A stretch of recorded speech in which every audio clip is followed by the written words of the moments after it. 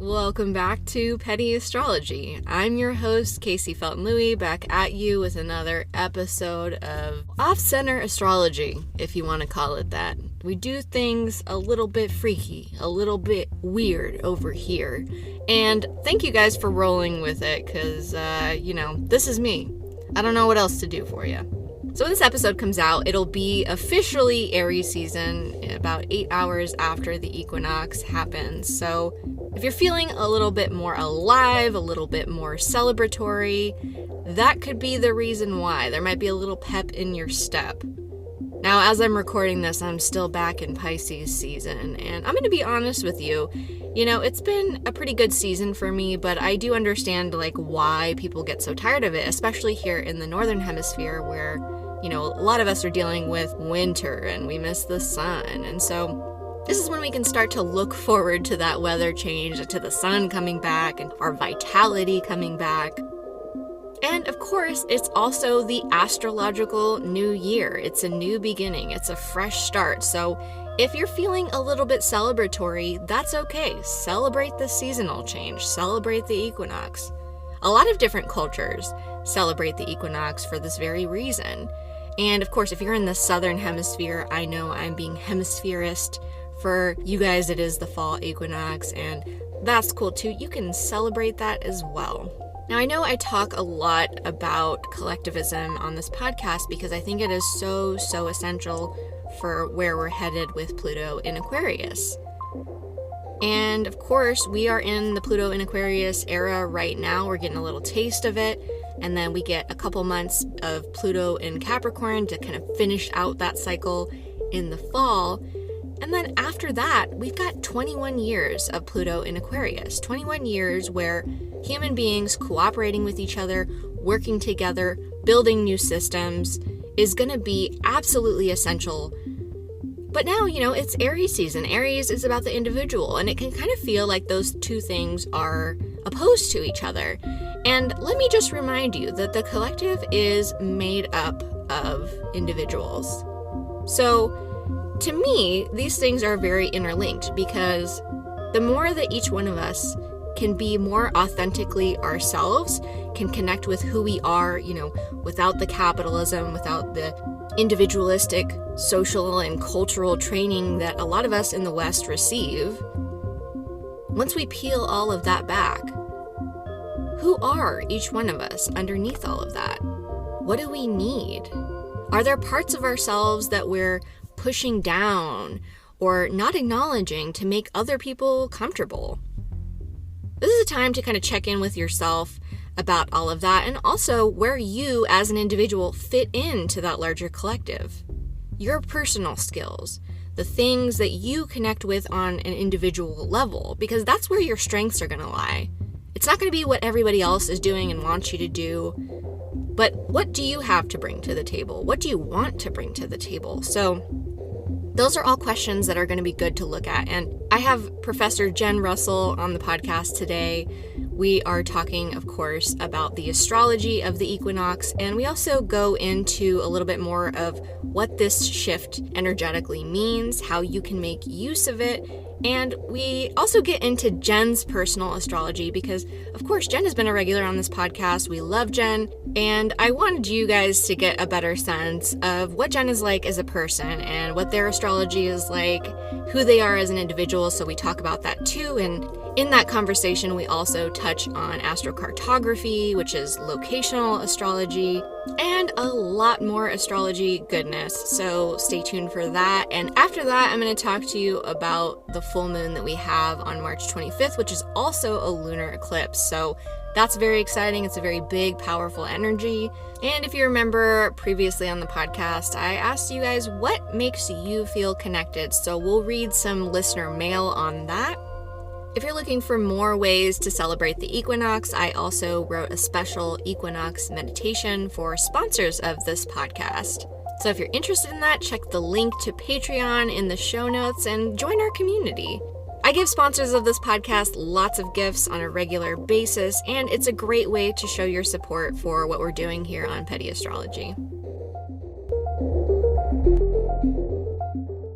We've got Jen Russell back today, frequent petty astrology guest at this point, like one of my regulars. So I'm really happy to have you back today. And, we kind of scared the shit out of people last week. And so this week, I really wanted to focus on the equinox because, of course, this podcast is coming out several hours after the sun moves into Aries, and that is what we consider the spring equinox here in the northern hemisphere. And I am not like the biggest new year, new me person. Like, I love a fresh start, I love a new chapter, but I think if you're not an astrology type person, we don't really look at the equinox with too much significance, most of us, right? So I thought it would be a good time to look at like what the equinox means and look at it as a moment of hope and a new start. And I think that like we could all use that after Pisces season, after this particular Pisces season, and after, these astrologers scared the crap out of everybody talking about Pluto and Aquarius last week. So how's it going, Jen? Oh, it's going pretty good. It's a lot of like incubation, I think, at this stage. There's stuff percolating and I can feel it moving in a good direction, but it's in the planning stages right now. So it's Yeah. very Pisces. Mm-hmm.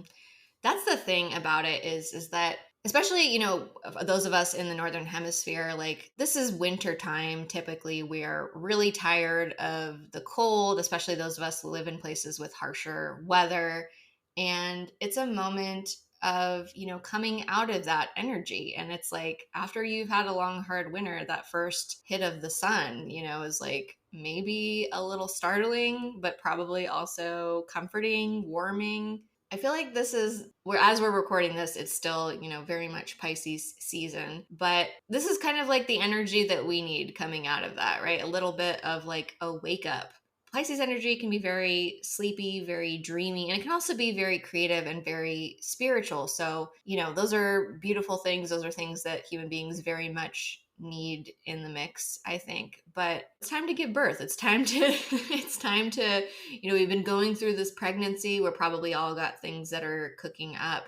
And this is kind of a moment where the things that we've been working on, whatever they are, because it's all going to be different depending on our personal astrology. But whatever it is that we've been cooking up, thinking on, meditating on, planning, this is a moment where we kind of can start seeing some of that energy pick up, right? What do you think about when you think of the equinox, Jen? It's the start of the new astrological year. We're starting back with spring, where the days and the nights are equal. And then from this point on until we hit the summer solstice with Cancer season starting, then, the days become longer. We're starting to do more things outside, and there's more activity, more just like energy, like physically. Like there's more sunlight, we're getting more. We're like ramping up. We're photosynthesizing. Yeah, just like with the physical world, I think when I learned astrology, that was really how it made sense to me. Like just watching the solar transits through all of the signs and what that represents, what sorts of activities are happening that time of year. Like, yeah, start of Aries season, we're getting seeds in the ground. There's like the first little shoots of things are coming up. The earth is waking. Mm-hmm. There's more, we're getting the ball rolling on things after the winter, starting the cycle again. I love that image for Aries energy too, like that sprout that is pushing through Earth that has probably been, really cold and maybe like really impacted if it's been snowy or, it takes something to push through that and to be these kind of first sprouts of something new. And it's really not about like knowing where things are going necessarily. It's the start of something new, and there's a curiosity to it and just the spark of life. I really feel like that is Aries energy Mhm. in a nutshell, right? It's like we are coming out of this darker, more contemplative, introspective period, and it's like we're pushing up against the physical world. And what do we want that to look like? And of course, like Aries season is very much about the individual too, right? Like it is a little bit less collective. And I've been talking so much on the podcast, we've been talking so much on the podcast about collectivism and how connected we all are. And that is all still very true, very real. But I feel like with Aries season starting, now it's really time for us to look at what our individual role within that collective is a little bit more deeply. Like, where do I fit in to all of this? What is the thing that, I want to kind of push through that earth and I want to sprout forth and kind of grow in the world? And it's not really about like knowing where everything is going. Like, we don't need to know every step of the way. We don't need to know where the ending is. We might have an idea of where we want to go, and that's enough. Just that spark, that initial spark, I think is really enough with Aries energy, because it's just like, let's follow it. Let's be curious. It does feel like a very like passionate energy too. It's like so much about, there's like an exploration and a curiosity to it as well. Like, Aries energy has a very youthful quality to it a lot of the times, I think, too. Mm-hmm. And sometimes like that is kind of what it takes when we're going through that cycle, right? Is like to be young again, to be curious, to be experimental, and maybe not follow other people's lead too, right? Like, it can be very independent. And I think that's like a really useful quality, right? Because a lot of us are around people, day to day, maybe we don't connect with, we don't necessarily identify with, the same things that they identify with. And so, like, having that internal spark within you, whatever that may be, I think is so important. So I feel like, for people that are listening to this is a really good time to kind of check in with yourself. And that is one of the things I really love about astrology, is that like it presents a lot of opportunities for kind of new chapters. And I think, this is the astrological new year. So if January 1st wasn't really your thing, this is like a completely, valid new year for you to use in addition to, or maybe instead of, the new year that we like to think of. I feel like we can get into this mindset, particularly coming out of Pisces season, where it feels like, oh, things are always going to be this way. Or, you can get really lost in Pisces season, I think, and it's easy to kind of tumble around and sometimes even reach for the most challenging interpretation of, what is going on, right? Like, oh, it's always going to be like this and I'm never going to accomplish anything, or whatever the thinking might be that you're swimming around in. And with Aries energy, it does feel like there is a lot more hope to it. Not that Pisces Yeah. energy cannot be hopeful. Yeah, it's like just pick one thing that you're passionate about that you want to start in this next year. What's an idea or something that you're ready to get going, you know? Like I like that idea of you don't need to know what direction it's going. It's just Aries, just let's start Mm. something and then we'll figure it out as we go. Aries is really an experimental sign. I like the Rick Levine, his saying of like shoot, ready, aim, or like Yes. shooting before you think about it. Like you just get something going and then you'll Yeah. figure it out. You know, like you'll learn lessons. Like it's the very yeah, very youthful, very like hopeful energy. Like, okay, well, there's nothing here, like the ground is barren, it's Pisces season, you know, like it's been winter. Those first shoots that come up, they're brave, you know, they're these young little things that are putting themselves out in the world, but they're still growing and going to make themselves known. Yeah, and those are, you know, they might die early if there's like another frost coming, but there's ones that succeed or that you just learn, make way for the next thing to come. So you don't need to be like super attached to that outcome, I don't think. Just get something started. As the year goes on, I think you can like nurture that idea, change it, grow it as we move through all of the other seasons. Usually things change and they are not the initial thing that Mm. started out. Uh-huh. As we come up against things in the world, like that changes what is needed. But the journey starts with the first step. You can't just be sitting and waiting forever. I know it's easy in the Pisces energy. It's just like right now, this whole week before the equinox just felt like holding our breath, waiting for something. So if there's any ideas that you've had like percolating in your brain, you're like, oh, maybe I want to start this. Like now it's probably a good time to try something with that. Yeah. And I love what you said about it doesn't always go the way that you think it's going to go. Like, when you start a project, it's so many times you have this idea of what something is going to be. And it's not that like when we go, we end up in a different place, we should be like, oh my God, you didn't do what you set out to do, so it's a failure. But honoring the fact that that initial impulse to start something, to be brave, to push up against that cold winter and say, actually, I'm going to breathe some life into this motherfucker, is so crucial, so important, because so many of us are so afraid to try something new, to do something that nobody has ever done before, to do something that is maybe different than what other people around us are doing. And it is that starter, that bravery, that individuation that I think is so beautiful about Aries energy. So, yeah, it's like this is if you have been simmering on something for a while, if there's some feeling within you, why don't you just see where it goes? See where it goes, because so many people will stop themselves before they even get started. And that's not what this energy is really inviting us to do. Give it a shot. How can you say that it won't be valuable, even if it doesn't end up the way that you thought it would? So many things in life have not gone the way that I thought they would and ended up, in fact, a lot of times being better than I thought that they would. And so Mhm. it is about like not micromanaging yourself, not micromanaging who you are and like what you could possibly be, right? That's the other thing, is that, Aries energy is very much about individuation and the singular person. And we can get very demanding of ourselves about like what that could look like. And the fact of the matter is that the entire time that we are on this planet, from the first breath to the last, we are evolving. We are not the same person that we were even 24 hours ago. We can always invite new things in.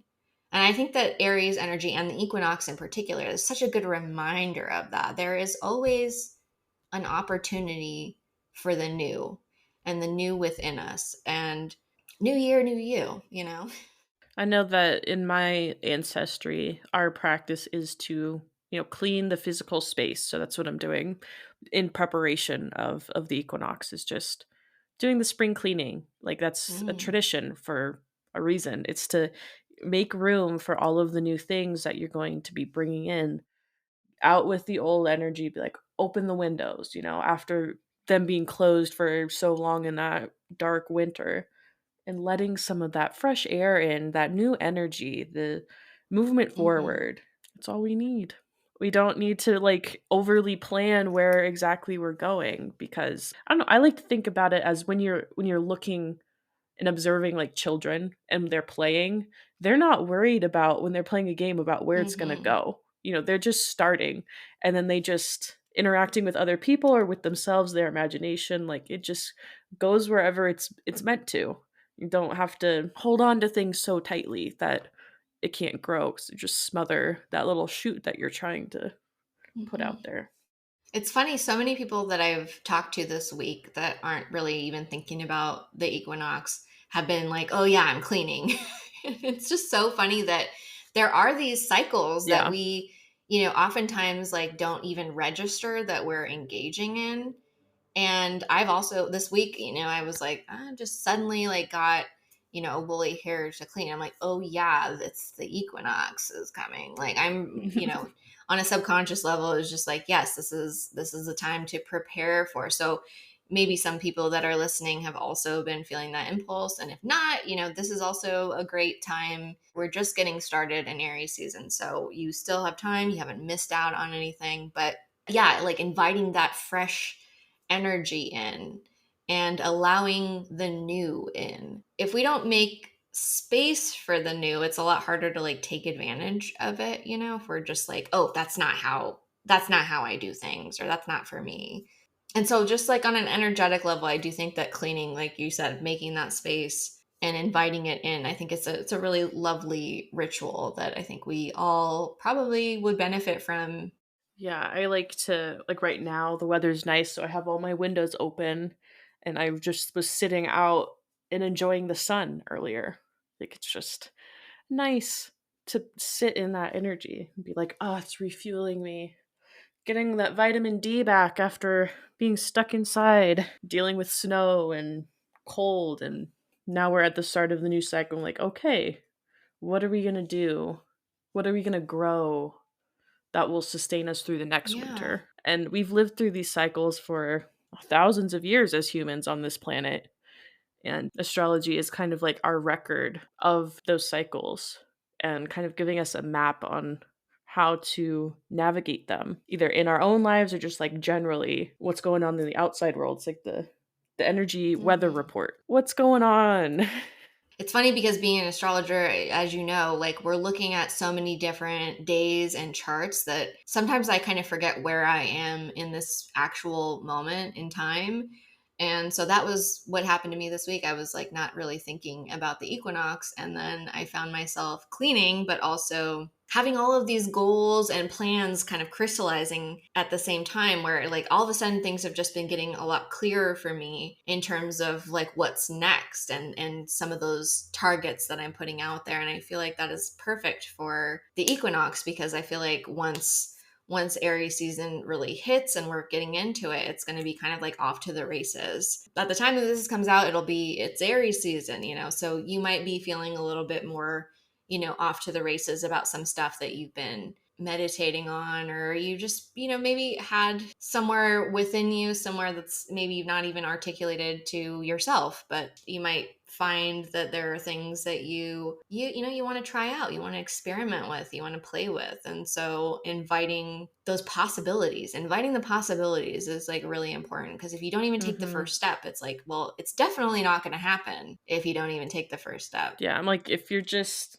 sticking yourself inside and like not going out and just even seeing what's there, what's people are doing, like maybe you just get invited to like join a class or something. Like, and if you're not, I don't know, willing to listen and be like, oh no, that's not like in the cards for me, blah, blah, blah, you're not gonna make those connections and find those new ways of doing things. So yeah, just be open to whatever comes your way. You don't have to say yes to everything, but like if it's something that excites you, like Hmm. explore that. Aries energy is like that very exciting, passionate energy. So if you have something that just like, ooh, that would be really cool. Like what if I tried that? Go with it. Don't hold yourself back from growing just because it's new or scary. Yeah, absolutely. There's a bravery that's good to practice. Yeah, it's like even if it's something you've always wanted to try, I think that those things can be more scary than anything else because you care so much about it. But you need to be willing to take that first step because it's so much more rewarding if you're doing things that matter to you. Yeah, absolutely. And those are the things that show you more about yourself. Even if you like are excited about doing something and you try it and you're like, actually, this isn't really for me. You just learned something about yourself. Even the things that Mhm. we don't stick to. And I think that's one of the strengths of Aries energy, is that everything can be a clarifying moment. Everything, even if it's for you or if it's not for you, you're clearing things up. You are coming to a greater sense and better understanding of who you are and what is important to you and what lights you up. And so, yeah, this Aries season, I think this is a perfect time to be open to that and don't limit yourself. Something really interesting happened recently. So, we've established on the show that you were born here in California, but you now live in the Midwest. And so you mentioned that you relocated your chart this week, which is something that you can do if you've lived in a place for a very long time. Yeah, I'll say actually I'm just coming up on the halfway mark of my life of I've lived half in California and half in the Midwest. So I was like, it's interesting that it's coming up now. I'm looking at this relocated chart. I'm like, huh, yeah. Fascinating. So, Jen, who is an Aquarius rising, discovered that in their relocated chart, you are an Aries rising. How did that make sense to you? Like talking about all this Aries energy. Yeah, I have noticed that in the area that I'm in now, I'm like different than a lot of people that I'm around, and that's hasn't really bothered me that much. I've just kind of been okay with doing my own thing. I'm like, okay, that's what you guys are doing, but I think with the relocated Aries rising makes a lot of sense that I'm just like, okay, I'm my own individual self, and what you're doing doesn't really affect me. I want to do this thing and I'm going to do this thing. I mean, even in my chart in California, I have a little bit of Aries in that first house, but now that it's like on the cusp where I Mm. am, I see it a lot more. Right. Well, we should explain for people who are listening. So, our birth chart is always our birth chart. Like, you will always be an Aquarius rising. How do you explain that to your students in terms of like comparing the natal chart to a relocated chart? Like the natal chart is what you were born as, basically, and the environment that you were born in, how that shaped you. And then if you go somewhere else, like very far away, usually from where you were born, if you live there for a long time, then that environment will shape you, and that's seen in the relocated chart. So just kind of like if you go to different places, the energy that you express is a little different. Yeah, and that's something that we see with astrocartography, which is something that people tend to be very interested in. And all that is Yeah. that's locational astrology, but it's put over a map. So we're not going to get into the astrocartography today, but that's kind of like what we see with like a relocated chart, right? So that would just basically be whatever point on the map. It's just like it's overlaid where the planets would be along, Hmm. when you pull the chart for that specific location, then that's the relocated chart. So it's just like a different way of seeing it. It's easier to like, I think on astrocartography to like be like, oh, maybe this place will be somewhere that I want to visit, and then see what it's like there. But you kind of have to live somewhere for like 10 plus years for the relocated chart to really matter. Hmm. Yeah. So I think that in terms of just like knowing you as a person, like when I think of Aquarius energy, you're one of the first people that come to mind for me because Jen has a beautiful Aquarius rising and an Aquarius Venus as well, but also you've got Uranus and Jupiter in Aquarius as well. So you just like have a lot of Aquarian energy to you. And so that's already energy that isn't necessarily like in the box. So you already just like by your very nature, you know how to kind of do your own thing. And I think that for somebody like you moving to a place like the Midwest, where things might be a little bit more conventional than, say, wacko California out here, we're getting weird on the West Coast, I would imagine that relocated Aries rising was just enormously helpful in navigating that environment, which is very conventional. Like you being so yourself and being so comfortable being yourself, I'm sure was enormously useful growing up. Yeah, like I don't really know how I would have navigated that otherwise because it was such a culture shock coming out here and being like, oh, okay, people like graduate high school, they get married, they have kids and a family, and like that's not really the path that I've ever wanted to take. So it was strange being in that environment, being like, oh, that's what people do here. And it's just kind of assumed that that's what everybody is doing. So you had to be okay with being independent because otherwise it's just like you're in the shuffle of the expectations that everybody else has. I'm like very much not attached to the labels that other people are trying to put on me. I'm like, okay, that's great that that's what they're doing, but that's not what I'm trying to do. Yeah. I have to be very clear with a lot of people when they meet me of like, I'm not doing that. I'm not I my goals are different. Like especially with like dating out here, I'd be like, Hmm. they're like, oh, so when do you want to have kids and like a family? I'm like, bro, I don't even want to get married. Like, calm down. Bro, I don't even want to be talking to you right now. Yeah, I'm like, It's funny too because you've got an Aries Saturn and the relocation puts it into the first house. And I feel like that shows as well too because you have had to really like not only be independent but also stand up for yourself and be very solid in that Saturnian way about who you are. Like not letting other people tell you this is who you are. I've certainly had people try. Or like had people like they just have these conceptions of who I am based on my reputation, how people see me, I guess, and there's assumptions made that just because I am intelligent that I'm going to be doing a certain thing. And I'm like, no. And every time that I have tried to follow what other people like want from me or expect from me, it's like I'm not happy. Yeah. So I cannot live like that. I cannot live in a way that I am not passionate about, I'm not enlivened by because I just can't. I don't know what Yeah. to say. Like, Your Sagittarius Sun and Mercury. And on your natal, those are in your 10th house, which is why we call you Professor Jen, because Jen knows a lot and is also a very talented teacher, just like by your very nature, even before you started teaching astrology. Like in our group, because we have studied astrology together from pretty early on. And you teach us stuff all the time, just like in conversation, because you take in a lot of information, you have a lot of insight, and you go really deep with it. You're very academic in that way.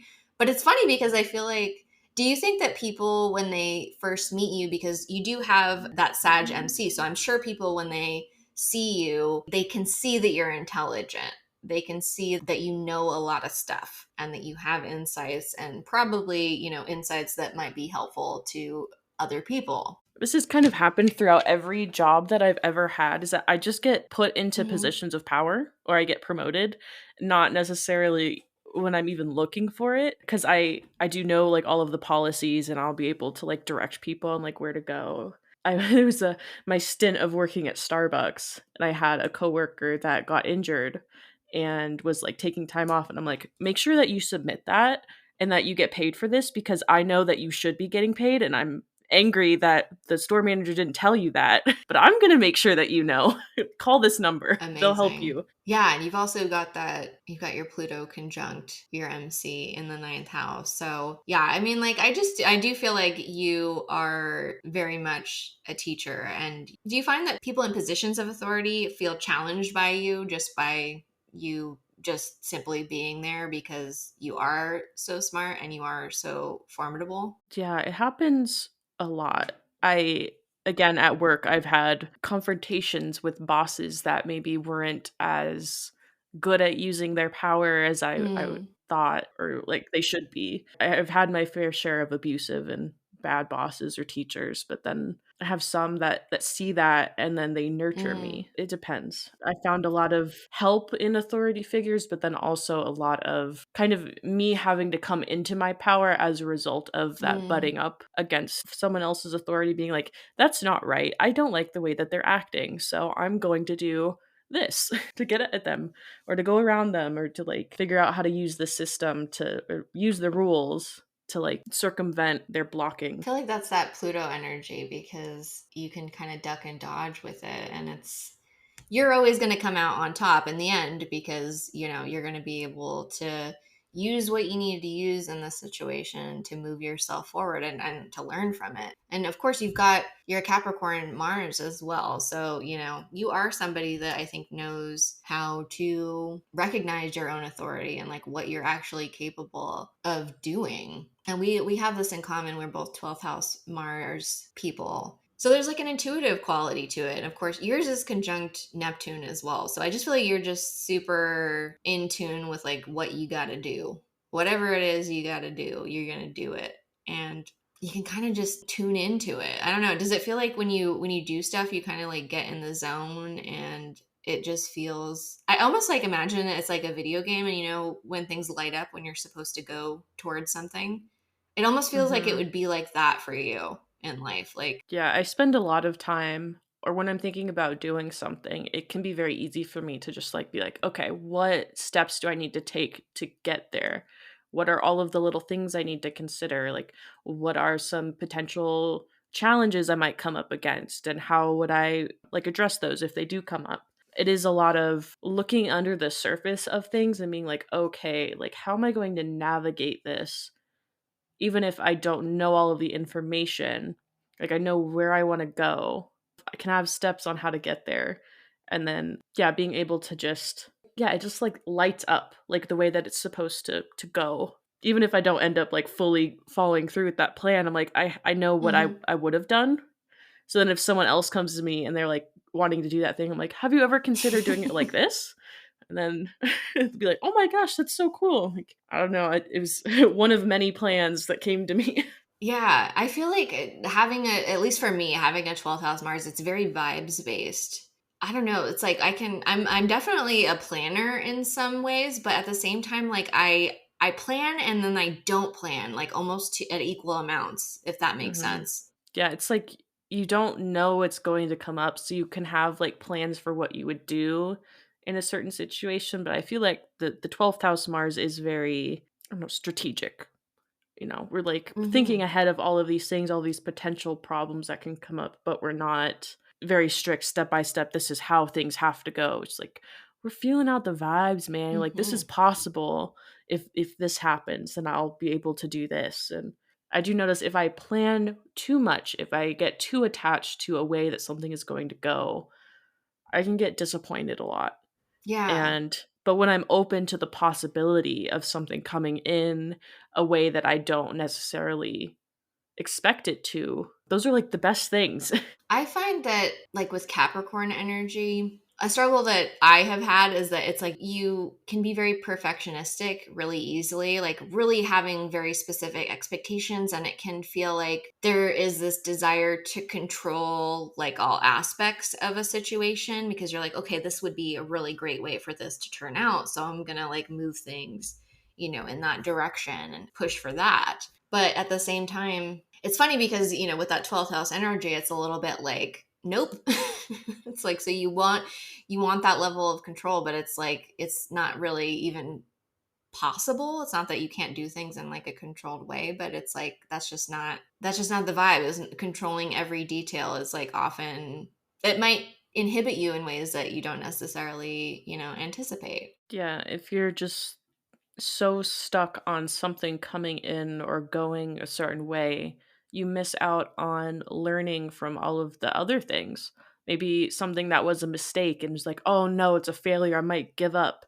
If you kept going, it could be something that you learn from, or maybe actually a success in a way that you didn't think it would be. Capricorn energy, I think a lesson you need to learn for people with that heavy is, yeah, you can't control the outcome of everything, and being so perfectionistic that you don't try anything new means that you're never going to reach your goals. You need to have that little bit of like the Aries go get it started energy. Mm-hmm. And you can have all of these really cool plans, but if you don't have a point where you're getting the ball rolling, then it's just plans. Oh, it's like this perfect thing in my head, and if it's not in reality, then it can't ever disappoint me. But I think a lot of Capricorns, we really want to have some tangible results in the world. Mm-hmm. So anything that you do have to come to terms with that. It's never going to be perfect. You can keep striving for it, but it's not ultimately the goal. And another thing that I think about when I think about Jen is that 12th house. You are a 12th houser. Not only you have Mars there, you got Neptune, Venus, Uranus, and Jupiter in that 12th house. So I feel like you could teach us all a thing or two about incubation, about cooking stuff up, also about vibing through things. I feel like you are a very vibey person in general. Yes. Vibes based life. What do you think is like the biggest misunderstanding people have of the 12th house? Oh gosh, there's a lot of fear around it.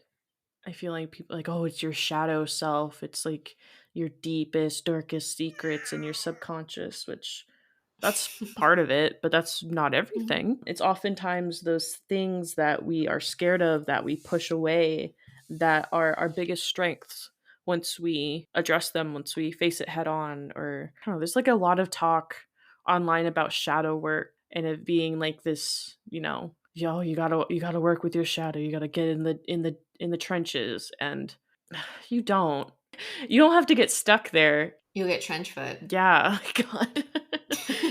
I'm like, oh, you're just like digging all of the demons out of the closet. I'm like, there's always going to be more stuff in the subconscious, but it's just like as like you don't need to be digging. Like it will surface, and then you deal with it as Mhm. it surfaces. Like you don't need to take psychedelics and like go into this deep trance state and like address all of your demons. Like, Calm down. I'm like, yeah, chill. Like maybe start getting like if you want to work on that, maybe start smaller, like with a dream journal, like exploring the themes in your dreams, and then maybe don't go like on an ayahuasca retreat. There's a lot in between this too. Yeah, Yeah. like absolutely. We don't need to go to the extremes. Yeah, I love that you said that because I do think that there are certain houses that get stigmatized. And I do think that there's a lot of focus around like, I've seen people say that like you've got to heal your such and such placement, like this idea that we have to like heal our placements. That's all bullshit because, I don't know that I've said this on the podcast before, but our charts are just a reflection of us. They're not problems that we need to solve. It's a reflection of who we are. So I do feel like sometimes when people come to us for readings, they can feel like, oh no, what are they going to say? Like, is there something, wrong with me? Or maybe things that they've felt about themselves that they have struggled with, maybe that they're worried about. And I feel like you and I have charts that people might that people might like if we went to a bad astrologer that they could tell us all kinds of like fucked up shit about ourselves, right? Yeah. What do you think a bad astrologer would say about you? Like what the worst conclusion that they could come to They're based like, on your chart? "Oh my god, you're so controlling and, like, emotionally manipulative, and I don't even know, like, you're a demon, Yeah. basically. Yeah, I think it would be similar. It'd be like, oh, you're You have just a lot of dark energy." yeah, the trauma that you've been through and probably like the power dynamics, I think, in my chart, and your family's fucked or whatever they would Yeah, say I feel like I get with apparently. that Pluto on the MC and being like, "Oh, you're power hungry and controlling and domineering." I'm like, "I'm not. I don't feel like I am." Like, You're literally not. No, and actually that is one of the really lovely things about your relocated chart is that all of that 12th house energy is in the 11th house for the relocated. And I do feel like, as something that I just could feel about you early on, that you are this person that is very concerned with community. And of course that could be why we've become friends. But I do feel like you see yourself and your connection to the greater whole. And that's one of the reasons why, like, I do associate you so strongly with Aquarius energy because I feel like that's just you have a real innate understanding of your connectivity with other human beings. yeah, I feel like I've always had this sense of responsibility to the collective towards other people, in the sense that what I do impacts them and what they do will impact me. So I'm very choosy with who I let into my circles.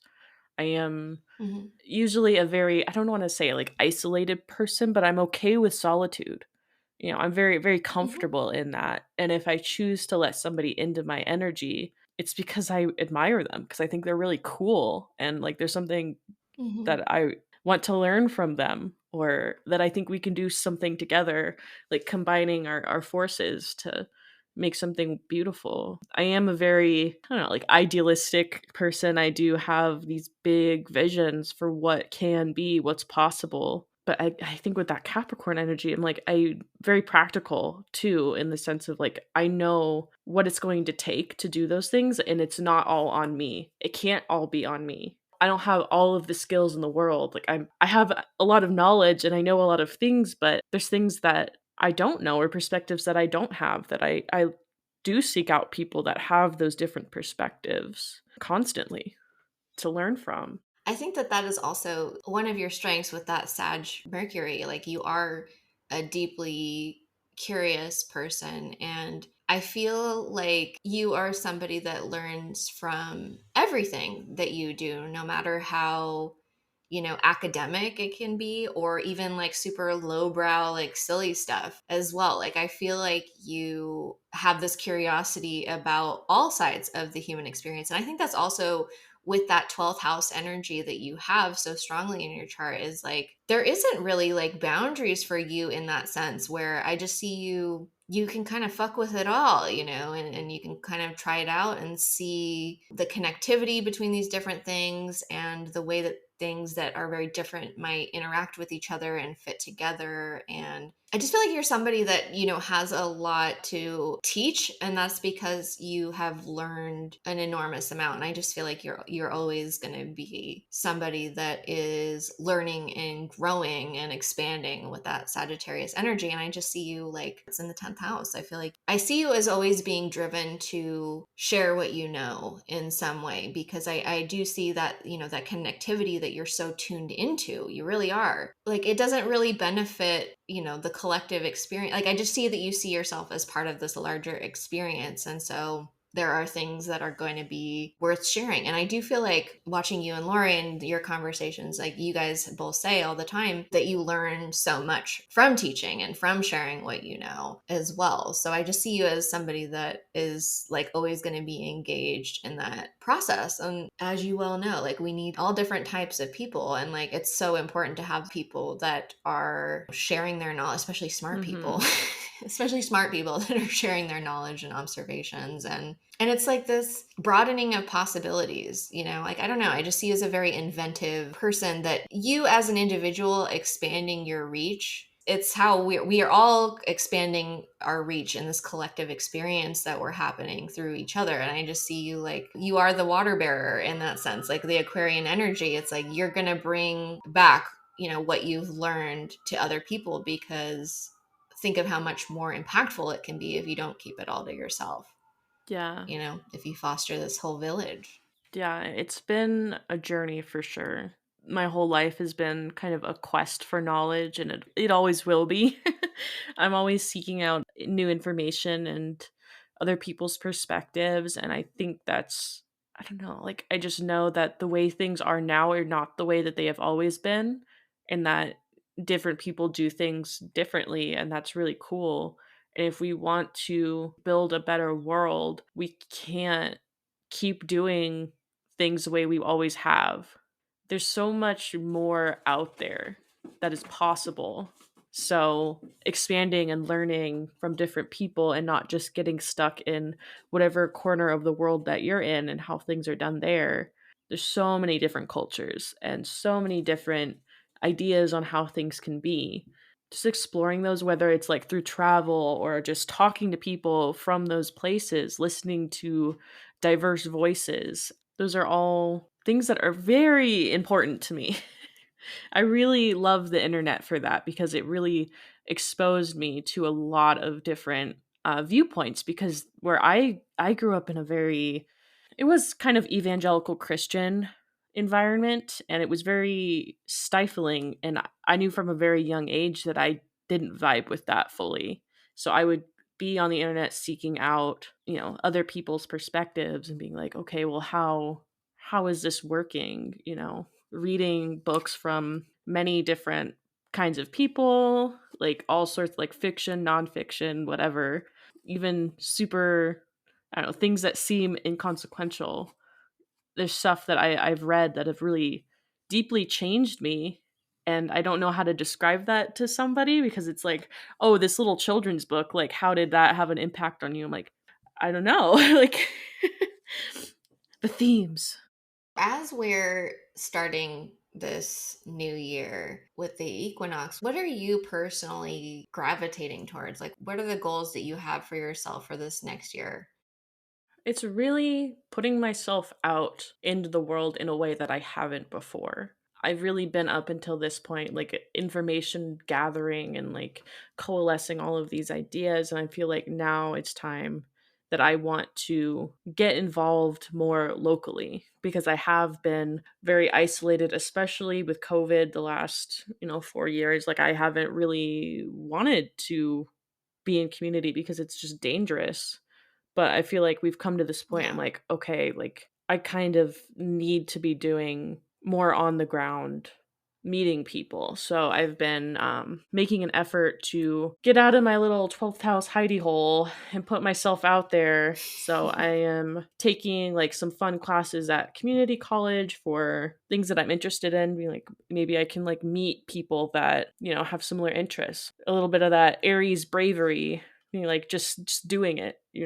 So that's kind of it. It's like just taking these ideas and things and being like, okay, how can I put that into practice in my little corner of the world. Even though I am in a very like rural Midwest space, I think me sharing my perspective is going to be very different than what a lot of other people get exposed to out here. So maybe I'm just like, I don't know. So that's pretty much it. I'm like getting more comfortable in being seen for who I am. And, I am very like strong in my ideas. Yes, because I have worked hard to learn all of these things. And now it's kind of like, okay, how do I put that into practice and, be okay with getting challenged maybe on these things and just being like integrating it a little bit more in the physical world Yeah. instead of it just being all this dreamy like idealism, because there is kind of the transition from things being ideas and plans to it being something you're doing is,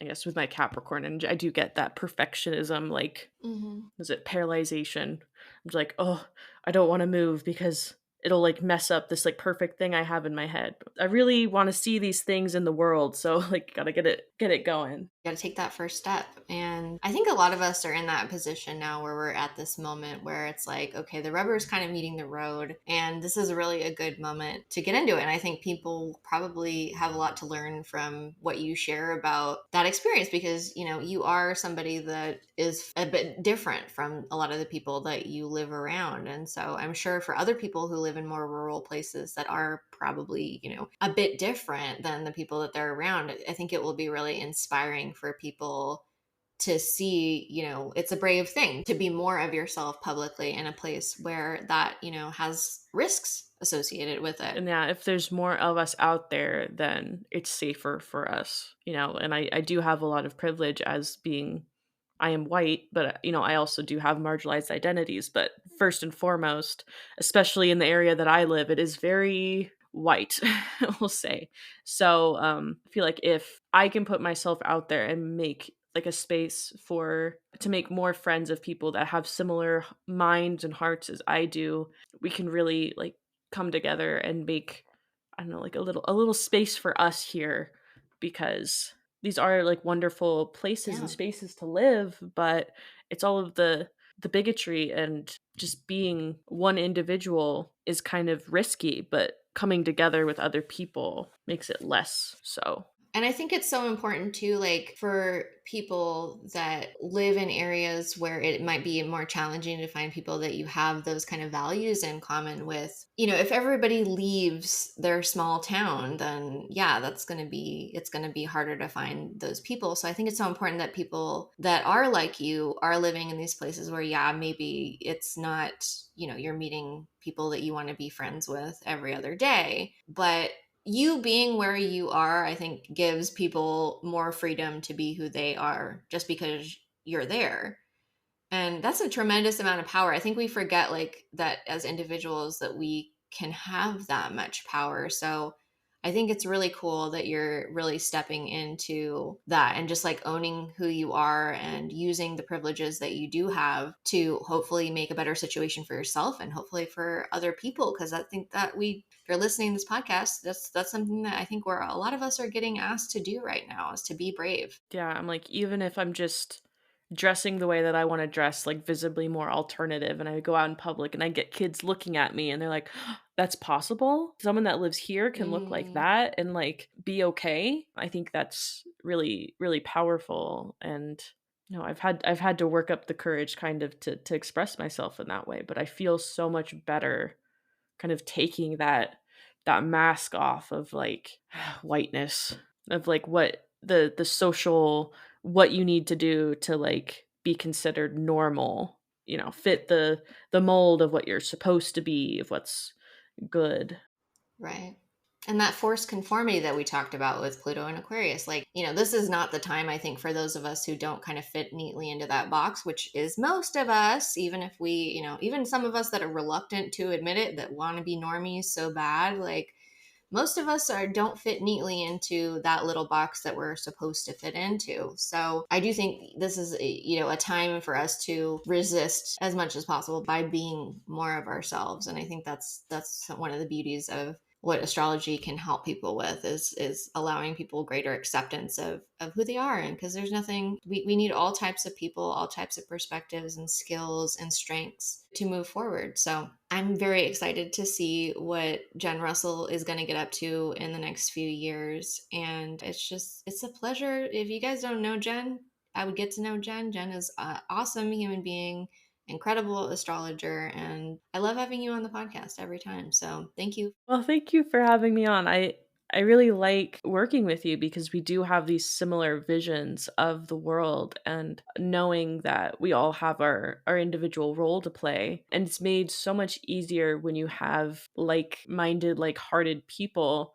We're on the same mission. And we come at it a little different. Yeah, we come at it different ways, but that Yeah, doesn't mean that same we're not team. working together towards this goal. And I feel like that's been Yeah. something I know that we have been realizing kind of this past week, of coming up and being like, we have all of these really cool people around us, yeah, that we get to work with. And I am so excited by that, because they're people that I really look up to, that I think are really cool and have really great ideas. And to see that they see me and they see that as well, it's like, oh, it's like this mutual excitement of like being in a group of people that I admire Yeah. and think that they're really cool, and they feel that about me. Things we can create together when we come from that space of not, comparing ourselves and being like, I fall short of what they are. I'm like, that's not true. Like we don't need to have that competition. Like, we are working towards the same goal, and there's room for all of us. We all have individual gifts, and you don't need to try to like Hmm. copy what someone else is doing, because you're going to have something very different to offer. And that's okay. All of our gifts come together, and we're made stronger for it. So that forced conformity really robs us of that individuality that we all bring. That's really what we're going to need going forward. Like, if everybody's a philosopher and nobody's a mechanic, then the world's going to fall apart. Like, And you're both. mhm. Are you not? Yeah, I am. I my day job is in Yeah. manufacturing, and it's very like a very practical, hands-on job that I find a lot of joy and reward in Yeah. doing. So that's but I also like to use my mind and like to Yeah. think, and Beautiful. We spent last week talking about the challenges that we have ahead of us. And I think that a big realization that I've been having with the energy lately is just we have so much to gain. We have so much to gain. And it's so incredibly beautiful what, even in just like our little corner of the world already, we've been able to create by collaborating, by seeing our strengths, by building off of what one another are doing, by supporting one another. That's what we have to gain, is this incredible sense of inspiration and community that it's world changing stuff, I think, once we all kind of get in that groove. So it's a pleasure to be on your team, Jen. it's the feeling is mutual. I'm really so happy with the community that we have around the petty astrology and the awake space in general. We have so many really cool, educated people with all of these cool skills, and just honored. Different backgrounds, different ages, like Yeah. all kinds of experiences and perspective. It's incredible, and there's only more to build. I'm very excited to see what this year brings. Even though we're up against these big problems that we covered in the last episode, and things that we probably don't even see coming, I think it's good to keep in mind that we're not up against it alone, and we never were. But we were told that we were alone, to demoralize us from moving forward, from challenging these systems. That's very, very intentional in the messaging of the chosen one, of somebody's gonna save us. It's not true. Mhm. Sorry to say. Again, it's not going to be on any one person. It's us together. I find that to be kind of liberating in a way, of being like, it's not all on me. Like, that one person that's going to change the world through a nonprofit job, and then they get burnt out and used up, and like, the revolution isn't going to have 501c3 status. I'm just telling you now in case you didn't already know. And on that note,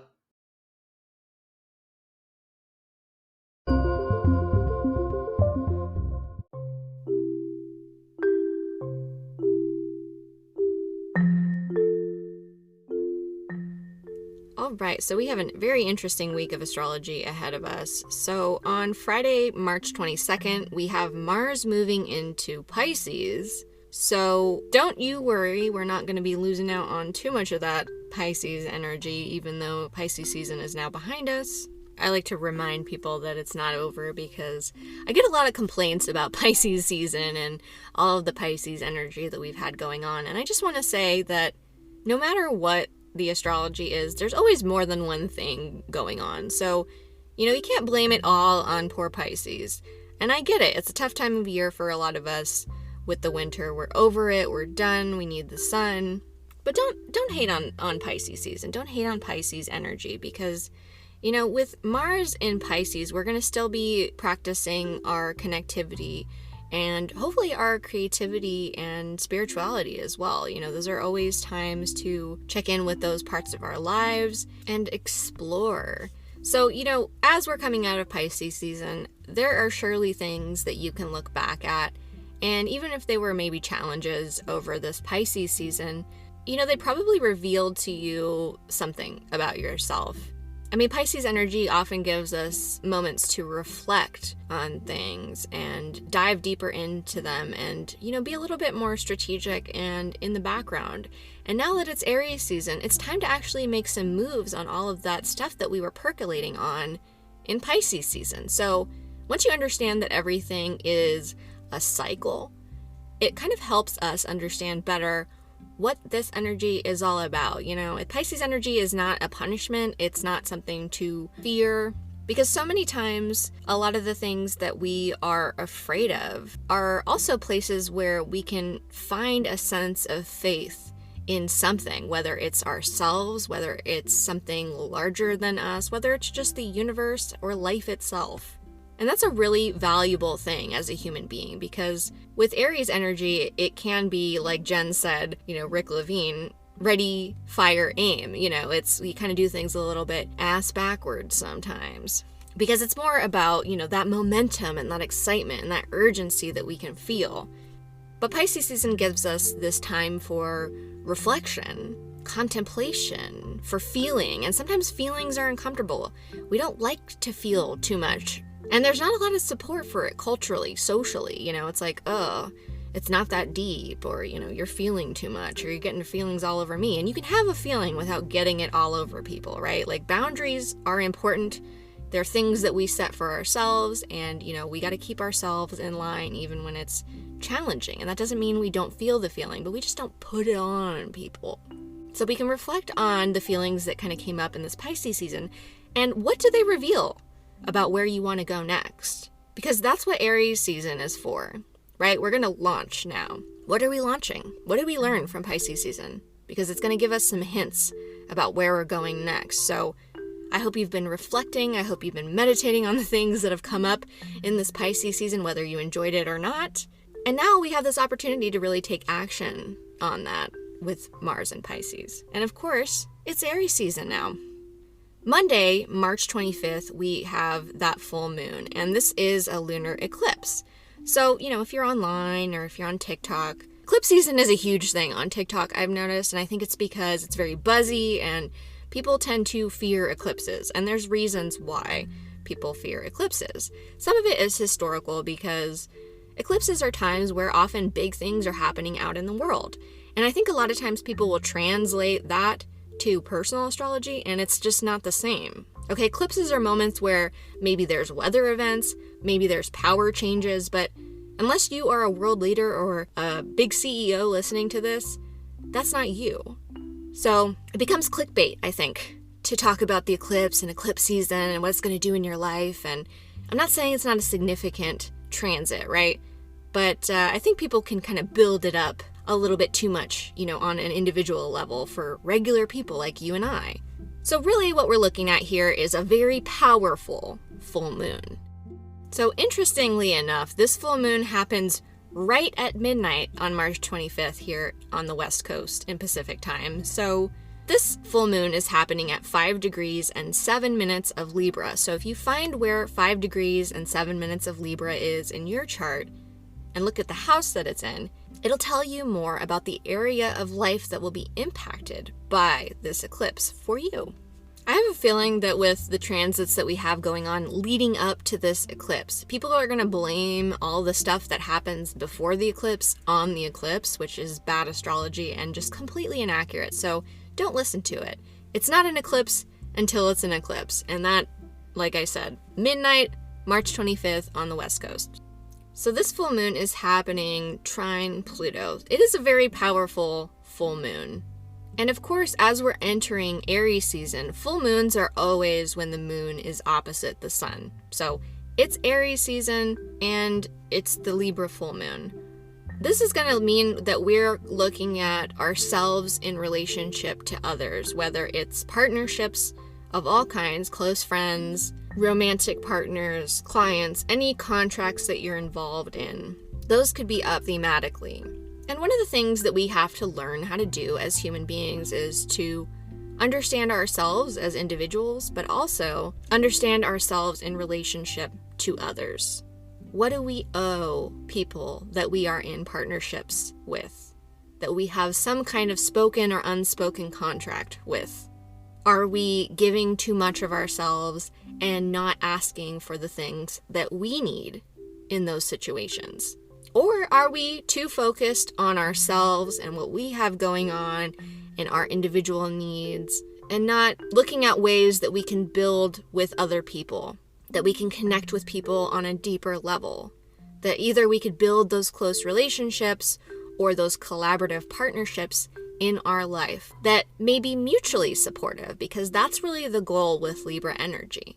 And as Lori Rivers says all of the time, if it's not fair to you, it's not fair to anyone. And that's true for both parties in any kind of partnership.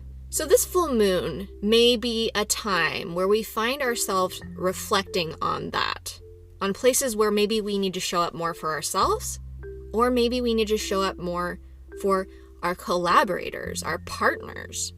And it's really about finding the balance, right? Because if we give ourselves over to these collaborations and these partnerships at our own expense, that's really not a healthy equation for anybody, right? If we're looking for true fairness, which is what Libra energy is all about, it's about justice. So again, if it's not fair to you, it's not fair to anyone. And if it's only fair to you, that's not really a collaboration, is it? So this might be a time where you might have to release some bad habits. You might come to some awarenesses around these subjects about maybe what you need to be doing differently. And oftentimes, in order to make changes, to invite something better into our lives, we need to let go of the stuff that's not working. It's not working. We're going to unload. We're going to not put energy into that anymore. And we're going to make space for something better. We're going to practice something different. We're going to invite something new into our lives and create a better sense of balance so that we can show up more authentically as ourselves and what we have to offer. And we can show up with the right people that are going to make space for that and who we are going to hold space for to do the same. Because as we go forward, understanding the connection between the self and other on a really deep level is going to be so important. And like I said at the beginning of the episode, the collective, any collaborations that we're involved in are made up of individuals. People with different experiences, people with different ideas, people with different triggers, different needs. And we're going to have to sort that all out. And so a lot of this starts in our interpersonal relationships, right? And that doesn't mean we need to have perfect interpersonal relationships to build community, to connect with other people. We don't even need to have perfect relationships with ourselves to do that, though it is really important. We have to work on ourselves to show up in a healthy way for others. I truly believe that. So if you've been neglecting yourself in some way, if you've not been honoring your own needs, supporting yourself enough, that may become very obvious with this full moon. And full moons are often a time where a lot of emotions come up, and they come up for us and they come up for other people. So, as always, some self-care is always a really good idea. Feel the feelings, let them pass through you, and let them show you what it is that you might need to adjust in your life. Because feelings pass, but what we learn from them doesn't have to. So creating that better sense of balance in our life, cultivating it, inviting it in, and letting go of the stuff that stands in the way of it. Because we do need to be more collaborative. We do need to be more connected. This is a moment where we will be having insights around that. So if stuff comes up for you and it's a little bit uncomfortable, maybe create a ritual for yourself around whatever the feelings are that come up. Sometimes we need to release things, and sometimes we need to invite the things that we want to invite in, the changes, the adjustments, by celebrating that too, whether it's through an art project or a vision board or writing down your intentions. It's going to be different for different people. But that's one of the helpful things about doing rituals, right? It's not the ritual itself that is magical. It's the energy that we put towards it, the intention that we put towards it. So it's really more important that whatever rituals that you might want to do are meaningful to you. Because this is a transformative full moon. And all of this year is getting each and every one of us ready for what's to come as Pluto moves into Aquarius for the next 21 years this November. The thing about astrology is the universe doesn't just throw us into things. Usually there's some easing, some prepping that's happening, and that's not to say that things can't catch us off guard. But energetically, I really see that we are being prepared for the work that we have ahead, the changes that are coming in our individual lives, and collectively, we're in a transition phase. So this is a moment to really shore yourself up. Strengthen your sense of collaboration and partnership, which includes strengthening your sense of individuality. I know that sounds like it's impossible, but the two are very connected. I think the healthiest partnerships come when the people in them understand themselves as two individuals walking through life together for maybe a period of time or, maybe until death do us part. And even after, from what I understand. So we're being prepared. So invite yourself to be more fair to yourself and to be able to show up more fully, more enthusiastically with other people. Because like we said all over this episode, we're not doing this thing alone. We're not doing it in isolation. We need each other and we need to work together effectively for our own benefit and for others. Last week, I invited listeners of this podcast to let me know what makes them feel connected, because I thought it would be great to hear from other people who listen to this. So here's a response I got from one of our listeners. Hi, Kaycee. I think you know my son through some of Lori's classes and activities. I found your question about how I feel connected to people very interesting. I am fairly introverted, so I do not feel connected to folks the same way extroverted people do. I can feel connected to people while walking or running at the park. You see the regular walker runners and consider them your friends. With a wave or smile, my heart becomes full of positive energy. I do not require a conversation to feel connected. My second favorite form of connection is while doing volunteer work or an activity with others. That way the focus is not the conversation itself. I find the conversation to be more authentic if it's not the star of the show. I hope this helps. I really enjoyed yours and Jennifer's podcast this week. Keep up the good work. Big hug, Jamie. Thank you so much for your response, Jamie. That's really beautiful. I am also very introverted, and sometimes my sense of connection is similar to yours, where it is a little bit more observant. It tends to be, a little bit more on the outskirts, and I think it's really cool that we have that ability to connect with people. And we don't even necessarily need to have that in-depth conversation, right? It's I can connect with somebody just by watching them kind of do their thing. I learn a lot from people just kind of by observing them. Scorpio moment. But there are so many different ways that we can feel more connected to each other, to the planet, to this existence at large. So thank you so much for your answer, and if you would like to submit your answer to how you feel connected, you can head over to my Patreon for free and submit there. This episode was produced by Lori Rivers and brought to you by my sponsors over on Patreon. If you'd like to become a supporter of the podcast and join an awesome community that gets lots of astrological and spiritual treats from me on a regular basis, you can head over to Patreon, which is linked in the show notes.